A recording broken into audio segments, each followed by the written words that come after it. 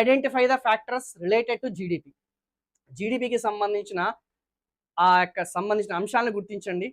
Option A ఇది సంకుచిత భావన, ఇది విశాల భావన, ఇది ప్రాదేశానికి ప్రాధాన్యతనిచ్చును, లేకపోతే ఇది దేశీయ భూభాగంలో జరిపే ఉత్పత్తిని తెలుపును. It refers the production carried out within the territory of the country. Yes, answer వచ్చేసి ఏందమ్మా 1, 3, 4. సో చాలా మంది ఆన్సర్ చేయగలిగారు. మరి విశాల భావన కలిగినది ఏంది? జిఎన్పి. జిఎన్పి అనేది విశాల భావన కలిగినది. ఎందుకంటే ఇది భారతీయులకి ఇంపార్టెన్స్ అనేది ఇస్తుంది, అంతే కదమ్మా. ఇది రెసిడెంట్స్ ఎవరైతున్నారో, మన నిర్వాసితులు ఎవరైతున్నారో, భారతీయులు ఎవరైతున్నారో, ఇండియన్స్ ఎవరైతున్నారో వాటికి ఇంపార్టెన్స్ ఇస్తుంది. ఇది సంకుచిత భావన, కరెక్టే కదా. ఇది దేశీయ భూభాగానికి ఇంపార్టెన్స్ ఇస్తుంది. ఇదేమి ఇస్తుందమ్మా? ఆ యొక్క డొమెస్టిక్ టెరిటరీ అంటాం. దేశీయ భూభాగం, దేశీయ భూభాగం ఇలాగే ఉంటాయమ్మా రెగ్యులర్ క్లాసెస్ కూడా. దేశీయ భూభాగం డొమెస్టిక్ టెరిటరీకి ఇంపార్టెన్స్ ఇస్తుంది కాబట్టి సంకుచిత భావన.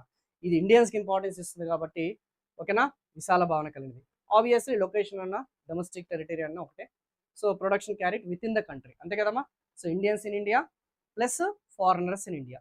భారతదేశంలో నివసిస్తున్న భారతీయులు, భారతదేశంలో నివసిస్తున్న విదేశీయులు. సో ఆ భూభాగం అనేది ఏదైతుందో మన ఇంటర్నల్ స్ట్రెంగ్త్, మన అంతర్గత మ్యానుఫ్యాక్చరింగ్ ఏదైతుందో, మన అంతర్గత తయారీ రంగం అనేది ఎంత బలంగా ఉంది, ఇంటర్నల్ మ్యానుఫ్యాక్చరింగ్ సెక్టర్ అనేది ఎంత స్ట్రాంగ్గా ఉందని తెలిపేదే జీడిపి అనే సంగతి గుర్తుపెట్టుకోండి. ఓకేనమ్మా. So clear everyone?